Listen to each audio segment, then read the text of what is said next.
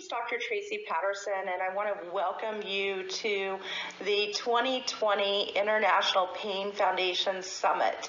I'm here to talk to you today about a holistic approach to chronic pain and being able to share with you the different things of why it's important to know what all of your options are.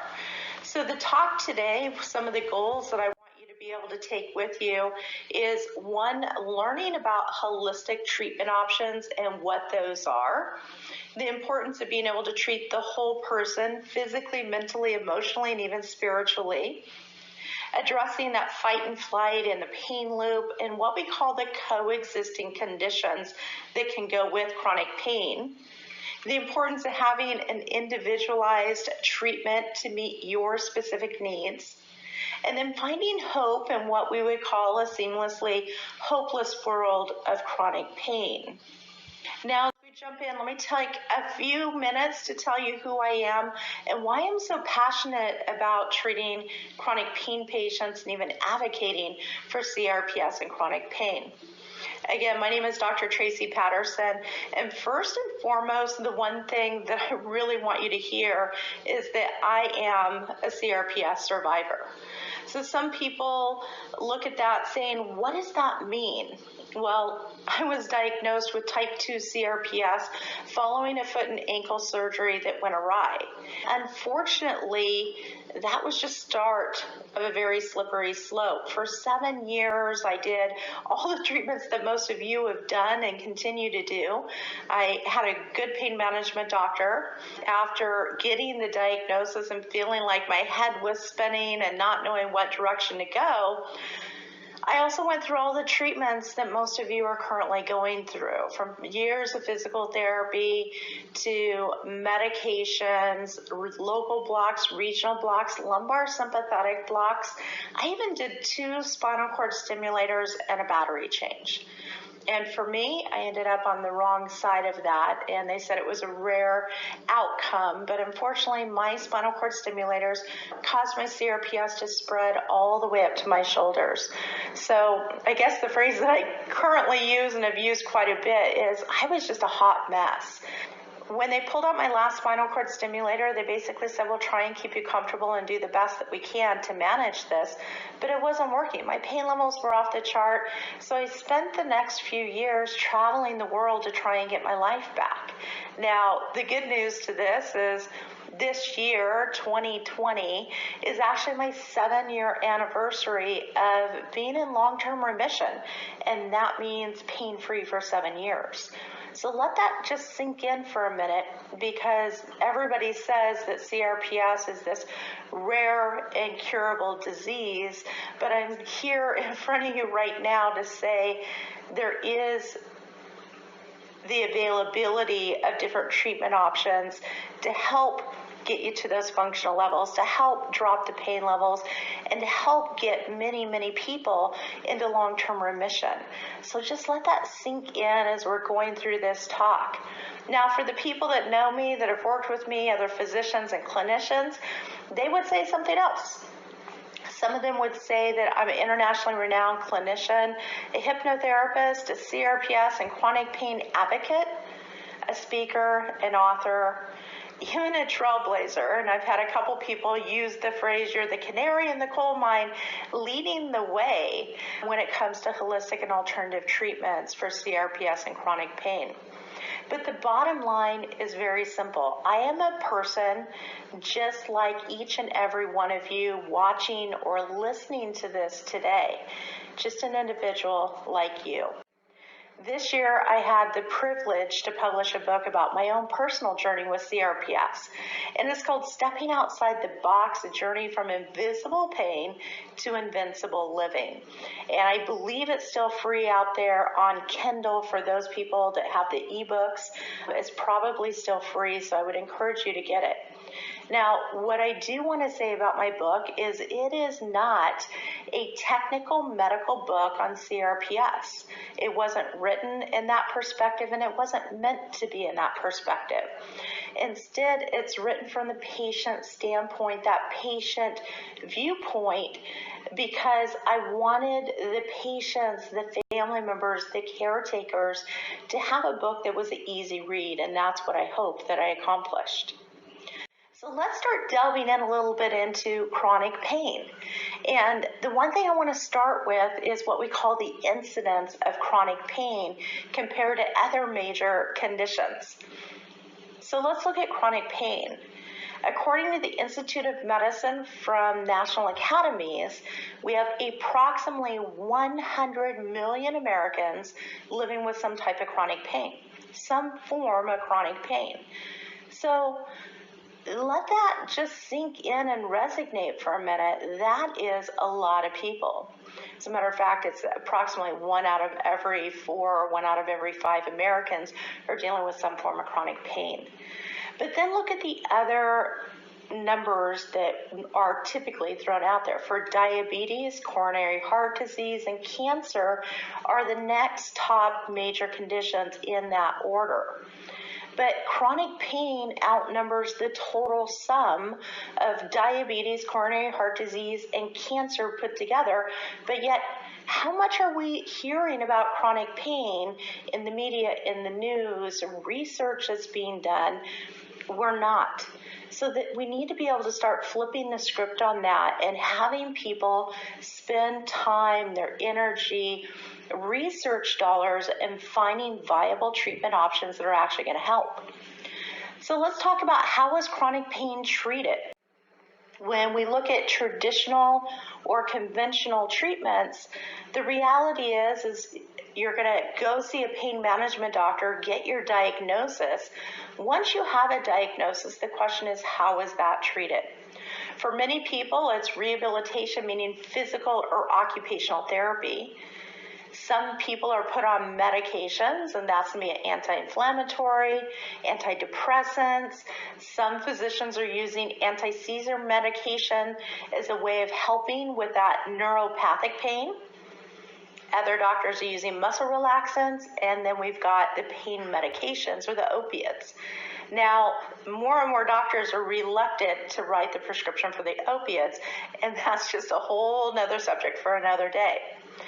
But then people also go through injections depending on what their diagnosis is. It could be an epidural, a facet joint injection, a sympathetic nerve block or a lumbar sympathetic block if it's lower extremities, a stellate ganglion block if it's upper extremities. For some people, it's a spinal cord stimulator, also known as a neurostimulator, and now we have the DRG stimulators.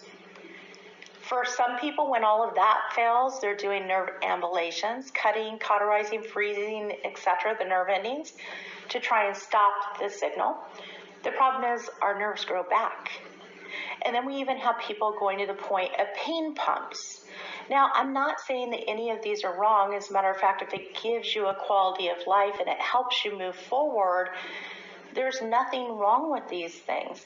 But when they're just a Band-Aid and people aren't getting better, that's where the problem is.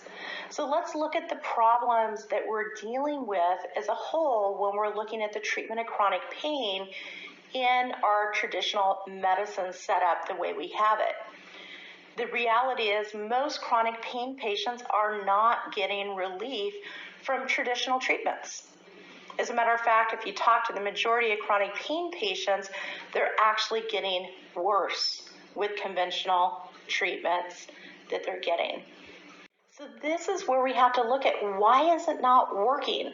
We have an amazing medical system. We have the best technologies. So why is traditional medicine not working? Well, one of the things is by the time the pain becomes chronic, it can't be treated like an acute injury, but yet that's what they're wanting to do. They're wanting to simply treat the symptoms, and the problem is that's not helping. And when we only want to address the symptoms of pain and not the entire individual from top to bottom, then we're having problems with that. Because chronic pain is not just the physical pain. And I'll use CRPS, for example, since I lived with it for 7 years. The reality is my foot and ankle, by the time the surgery healed and everything healed up, it should have been 4 to 6 weeks, maybe 8 weeks out. Well, a year, 2, 3, 4, 5, 6 years out, that area is healed. So the signal that's being sent in that loop that's being created is no longer at the foot and ankle. It's the brain receiving a signal and sending back a signal, and that's creating that pain loop. So just treating the physical symptoms isn't working. And chronic pain encompasses all aspects of your life. So if we think about it, it's not just the pain. It's also what we're having to deal with mentally, emotionally, and even spiritually when we start looking at that. So what I've looked at, both with my own journey with CRPS and also the patients that I've treated, is the fact that for most people, it ends up being the perfect storm in the brain that creates that chronic pain and that chronic pain loop. So let's look at that for a quick second here. So if you think about the time of an injury or the onset of your chronic pain, and if you look at a window of time going out even 90 days prior to that, for most people there was a drop in the immune system. So it could have been a cold, the flu. I've had individuals get a vaccine before, and it's not the vaccine causing it, but it is a drop in the immune system when we get a vaccine so that our body's fighting that and building up the immunity.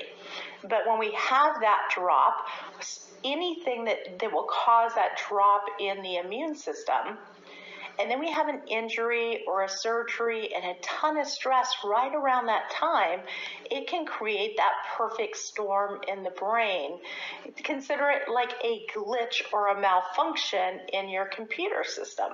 And so it's actually starts sending out the wrong signal and creating that loop that's perpetuated over time. Hopefully that makes some sense.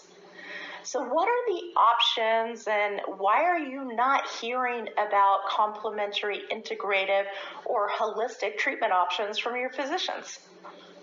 So when we start looking at alternative and holistic treatments, they're actually helping the majority of chronic pain patients that go down that route. Now, the problem is a lot of chronic pain patients aren't aware of the treatment options.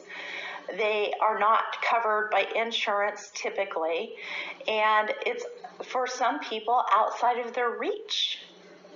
Now, let's go back to the physicians and the doctors. There was a study published with Health Service Research Journal that showed that the majority of physicians and nurses are more likely to turn to alternative and complementary medicine than the general public, especially when treating themselves. So that says something, and it says it very loudly to me. Now, strangely enough, the fact is that few of these doctors are prescribing or recommending these same options to their patients. And a lot of people will say, why? Why is this happening? Well, when we look at med school, as we're going through med school, the reality is we're taught a flow chart. So if this happens, then we go to this. If that happens, then we go down to the next step, the next step, and the next step. And most of this involves medications, injections, procedures, surgeries, and that's what we're taught, and that's what we do. And then there's that huge influence from the insurance companies as whether they will pay for a particular treatment or not. And then lastly, we have the pharmaceutical companies and the DME companies that have a big influence on that too. It's not right and it's not wrong. This is what we're dealing with in the medical community in the United States right now. So let's start delving into the holistic approach to hope and even healing. So first and foremost, you need to be able to be treated as an individual. And that is an important piece of this because you're as unique as your fingerprint, and your treatment should meet your specific needs and goals. So if we have a cookie cutter program, It'll help a few people, but it's going to leave out the majority of the people out there. That's where you want to work with a clinician, a physician, a protocol, or a program that they're willing to look at your individual needs and adapt it to that, and that's where you're going to get the most out of it. So the program and protocol that I've put together is called Holistic Center Treatment, HCT. And we look at the whole person. We want to look at the physical pain and what they're going through physically. And then the other components, which are mental, emotional, and spiritual. So when we look at all four of those together, that's what allows us to actually treat the whole person. So holistic center treatment, it's a way of redefining the healing experience through the integration of holistic modalities with cutting-edge science. Think of it as a 360-degree individualized approach to health, and then treating the whole person, again, physically, mentally, emotionally, and even that spiritual component. And above all, it's non-invasive and it's drug-free. And what a lot of the chronic pain patients need. You guys have already been through the treatments, poking and prodding, the procedures, and the list goes on and on and on of the things that we put our body through. Now, there's an old saying that says, walk a mile in my shoes. But the reality is if you look at most of the people that you've been treated by, the physicians, the clinicians, the therapists, etc. And it doesn't matter if it's pain management, neurology, rheumatology, or a primary care physician or an orthopedist. The majority of these people have never walked a mile in your shoes, nor would they want to. And I think the big difference and what I want to portray out here is I have walked a mile in your shoes. And depending on how long you've been diagnosed with CRPS or chronic pain, I may have walked many miles in your shoes. So I can understand both the patient side and also the clinician side. So what I really want you to know is I understand how easy it is to lose hope when you're living in agony day after day and everything you're trying is not working and there seems to be no end in sight. And I know many of you spend your days feeling like you're not living, but instead we're merely surviving because of the brain fog, the pain, the fatigue, feeling overwhelmed, feeling isolated, and the list goes on and on. And I know how heartbreaking and how hard it is to be able to go through all of that. And the one thing I do want to do is I want to commend you for everything you're doing and for joining us and listening to us today to be able to find some other options that can help get you across the finish line. And regardless of what anybody has said, chronic pain can be conquered. And it's possible to go from merely surviving to actually thriving again. And I understand that every single chronic pain patient who recovers, I hope that that can set an example and bring hope to the other people that are out there. And I want you to know that healing is possible for you too. If we look at the body, it's intricate, it's magnificently designed to help us recover and repair. Now, we've all had a cut on our hand. We've all ran into something or accidentally cut our hand. And we know that once it gets a scab on there and then it starts to heal from the inside, we don't have to think about it. We can go about our daily lives.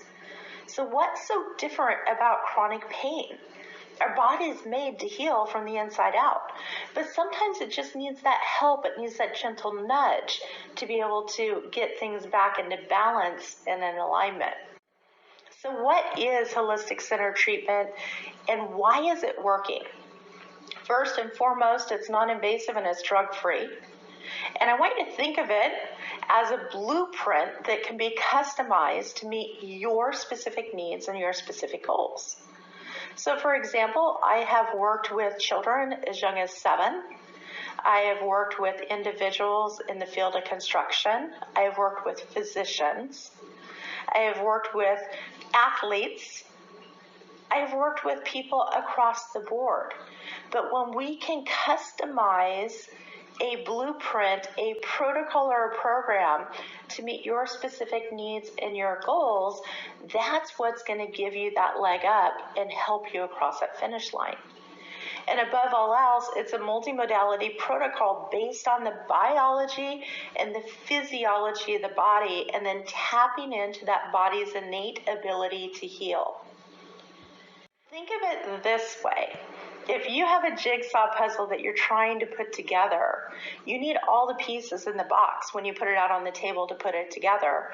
And above all else, you need the picture to know what that is supposed to look like. What is your puzzle supposed to look like?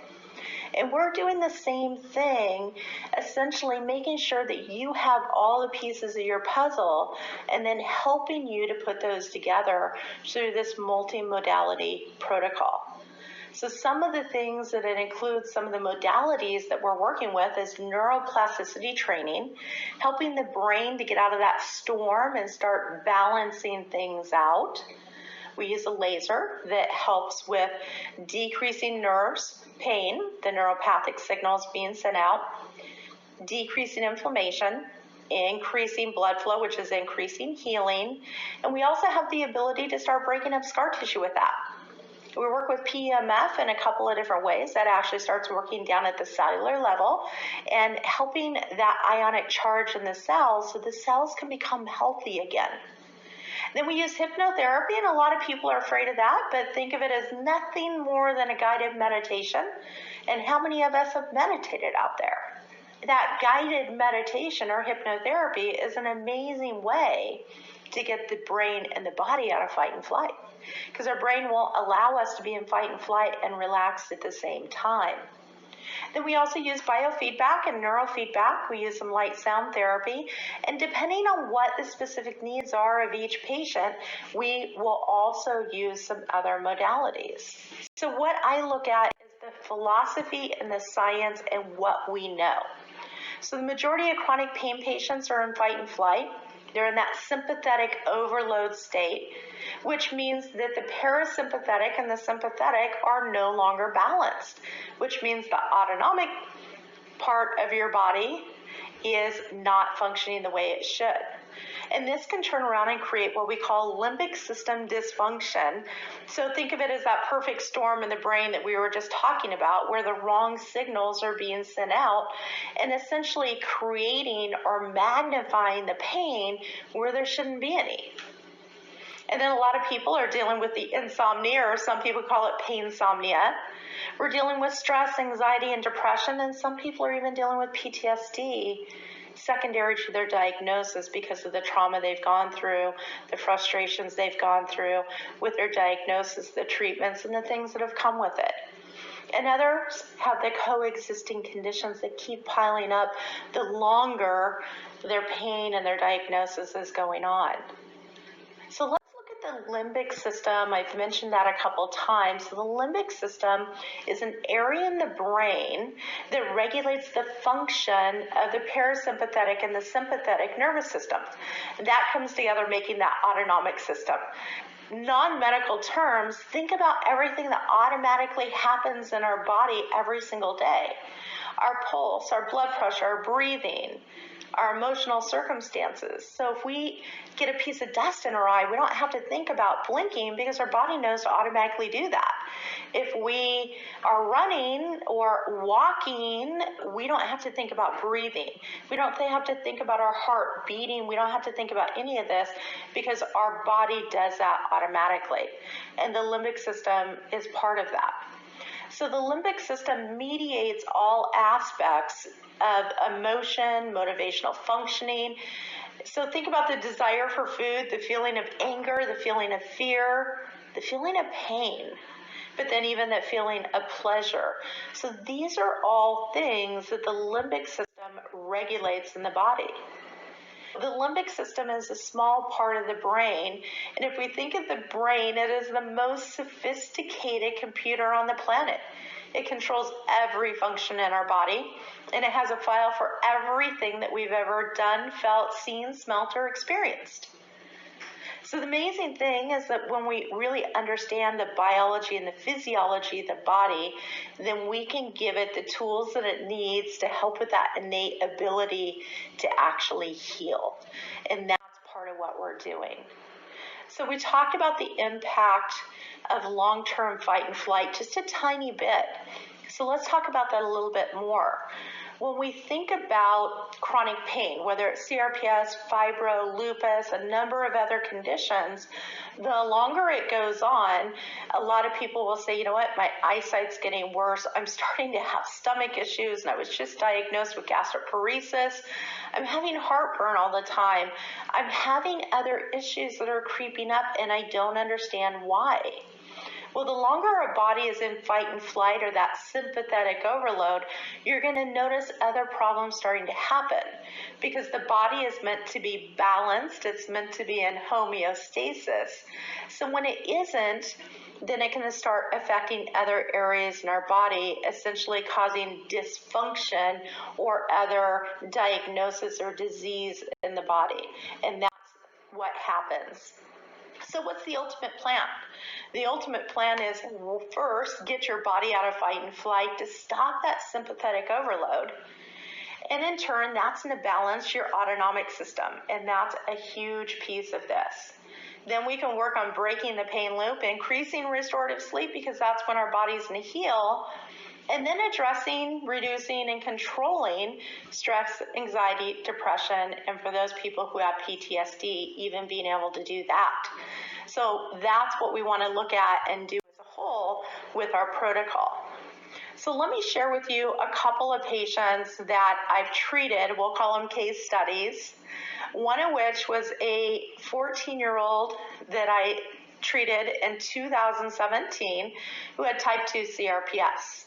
When she arrived, her average pain level was a 9 out of 10. Sleep quality was horrible. Quality of life was just miserable. Well, let's take a step in there. So when she arrived, she was at a 9 out of 10. She finished up our program, our protocol, which is called an intensive, and she ended at a 0 out of 10. She was at a 0 pain level at the end of her time with us. Now let's fast forward to 2020, and her parents just sent me a video this last week, and I was thrilled to see it. She is a student at Waterloo Collegiate, and she just signed a letter of intent to join the field hockey program in 2021. So yes, she is back to sport. She continues at a 0 pain level, and this is what long-term remission looks like. The other person that I want to share with you, I saw back in 2016. She was 52 years old at the time, and she was diagnosed with fibromyalgia. Now, she had lived with fibro for 30 years. And when she arrived, her average pain level was a 9 out of 10.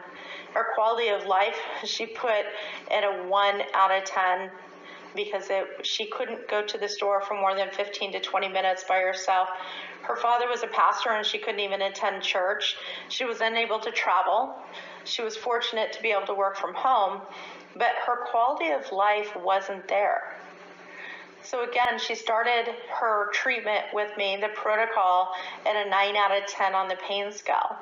At the end of her intensive, she ended up at a 0 out of 10 on the pain scale. And this is someone who had lived with fibro for 30 years. So fast forward to 2020, and she is 4+ years out, continuing at a 0 pain level. She's working. She's shopping on her own. She's traveling. She's helping her family. She's living her life like a normal human being. So I want my message to be simple. Patients with chronic pain do not have to suffer, not in silence, not through the cries of agony that we've all done. And when traditional medicine doesn't have the answers, when you feel like you're swimming against the current, so to say, start looking at your other options. Be willing to step out of the box to look at evidence-based treatments that can combine holistic with the latest science and technology to help patients regain function, to help you regain your lives. And we can do that when we're addressing all aspects of pain and how it affects you physically, mentally, emotionally, and even spiritually. I want to thank you. I know we are probably starting to run against the clock, but I want to encourage everyone listening to this, whether it's right now as we're live or whether it's down the road listening to a repeat of the talk. I encourage you to look into other treatment options that are going to help you. When traditional medicine is working, fantastic, let's stick with it. When you feel like traditional treatments aren't helping and you feel like your life is slipping through your fingers and you're not sure what to do, that's the time to start looking at other treatment options. Again, my particular protocol is called Holistic Center Treatment, and I think of it as redefining that healing experience through the integration of holistic modalities with cutting-edge science and looking at a 360-degree individualized approach to health and what patients are going through. With this protocol, we've treated CRPS, also known as RSD, fibromyalgia, small fiber neuropathy, phantom limb pain, chronic migraines, and many other diagnoses. When we can do all of that in a healing environment instead of a cold, sterile office, it helps you go from merely surviving to actually being able to thrive and giving you the tools to be able to move forward in your life. Let's look at opening this up for any questions, anything that may be there. Are there any questions? Anything that you want answered as we start going into wrapping up this time on the talk with each and every one of you? And again, I want to thank you again for being here today. How are we offering the protocol with COVID? Well, to be really honest with you, I have spent more time on the road since March than I have in my office. So what we've done is we have set up a way that I'm providing what they call Concierge Treatment at this moment in time. So that is physically packing up the office and taking the office to that particular patient. So a lot of patients are immunocompromised because that's part of chronic pain and that's part of what we deal with. So by being able to take my office to you, I take all the precautions, getting on the airplanes in 95s, wiping everything down, etc., and then essentially doing treatment at your location. So that's what we've been doing as far as COVID and really being able to offer services. Now, we do have some patients that are still being treated here in Southern California at my office, though, too. Somebody else has asked about traditional methods have failed several times. Biggest example is after a car accident. I think a lot of people are dealing with the failures of traditional medicine when it comes to chronic pain and how it's treated. Again, myself, perfect example. I went through numerous doctors, numerous protocols, and there's a lot of different ways of being able to look at this. Again, more of a holistic approach is looking at how does the body function, what's the biology and the physiology of the body, and how do we pull that together to be able to really help. In my 7 years, again, I did some crazy treatments that I would never do again, and I did some treatments that made the most sense to me, and I didn't understand why they didn't help. The big thing that I found as I started to regain my life through other alternative and holistic treatment options was everybody was missing the component of the brain, and the brain, that limbic system, sending out the wrong message that's perpetuating that pain loop. So when we can start addressing that, and I'm not saying that your pain is in your brain and it's not real. As a matter of fact, living with CRPS for 7 years and feeling like it was in the depths of hell, I completely understand how real that pain is. We have to look at how does the body work and how does it function. So when we can address both the physical symptoms and also starting to stop the pain loop of the information that's being sent out from the brain, because it's not just a pain signal. With CRPS patients, it's affecting your autonomic system, your central nervous system. It's affecting vasomotor responses. That's where we get the coloration changes, the temperature changes. And again, the longer it goes on, it also can start affecting the immune system. Somebody asked about the gut. The reality is yes, the gut is the second brain in our body. So it's just as important to make sure that we have good nutrition and being able to look at dietary constraints too. Because when we're on a really inflammatory diet, then that's going to affect our gut health. So by being able to put things in place where, again, we're looking at the nutrition, we're looking at what our body needs to function, and we start pulling all of these together, that's what's important. And even movement therapy. The big thing that used to be drilled into my head was use it or lose it. So even though it hurts, it's important to keep the areas of the body moving to the best of our ability. Any other questions that are coming up, let me know. And even if there's questions afterwards, I want you to be able to reach out to me. My personal email is Traci, Traci, at advancedpathways.com. You can also visit the website at www.advancedpathways.com. And I would love to be able to answer any questions you have. We do offer free consultations. It's www.advancedpathways.com. If there's any other questions, then I am here to answer them. If somebody wants to contact me later, then I would be available for that too. I can even go into one of the subgroups if you want it. Otherwise, we'll start wrapping it up because I know they've got another presenter right behind me, and we just want to make sure that you've got everything that you need. Another question came up saying, what if you don't live in my area? As someone that lived with CRPS, I understand that it's not always possible to fly, especially with COVID, or to get from point A to point B. We've got two options at this point in time. The first one is being treated in my office here in Southern California, and the second one is what we call Concierge Treatment, which is physically packing up my office and taking it to you. So you would still have access to every modality that's typically there and be able to do the things that we would do in my office. Someone else is asking if we have treatment available in Boston. Right now, we don't have other people trained on the protocol. We are working on that diligently. So again, what I've been doing is literally taking the treatment to you. For example, earlier this month, I've spent 2 weeks in Florida treating 2 different patients down there. So I spent 1 week with one individual, and then when I left, they were given a 90-day home program. I'm still following up with them. And then I literally went from there, drove up to another part of Florida and treated a second individual, and then I finally came back home.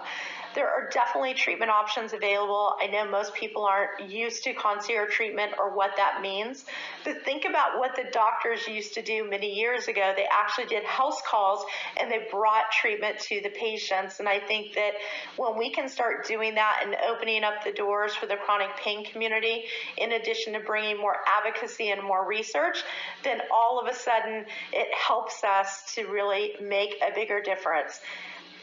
Somebody else is asking about insurance. Right now, that has been our uphill battle as far as trying to get insurance to cover this. Right now, they're still not covering it. We are diligently working with not only insurance companies, but also different advocacy groups and nonprofits to try and make that change. One of the things that's been explained to me is this is a non-invasive and drug-free protocol. Even though we've done the research, we have provided the numbers to the insurance companies. So for example, a spinal cord stimulator, and again, I did 2 of them, I know what the bills were, and I saw what the insurance paid and what they didn't pay. So depending on whether it's an inpatient or outpatient, for me it was inpatient because they couldn't control my pain. Let's say a spinal cord stimulator costs about $100,000 with everything included. The insurance company is paying that. They're authorizing that. But yet they don't want to pay for something that's less than 10% of that because it's not involving the drug companies, it's not involving the DME companies, and there's a very big link between those 2 entities, and that's a whole nother conversation for another day. So we will continue to push, we'll continue to do everything we can to change that paradigm.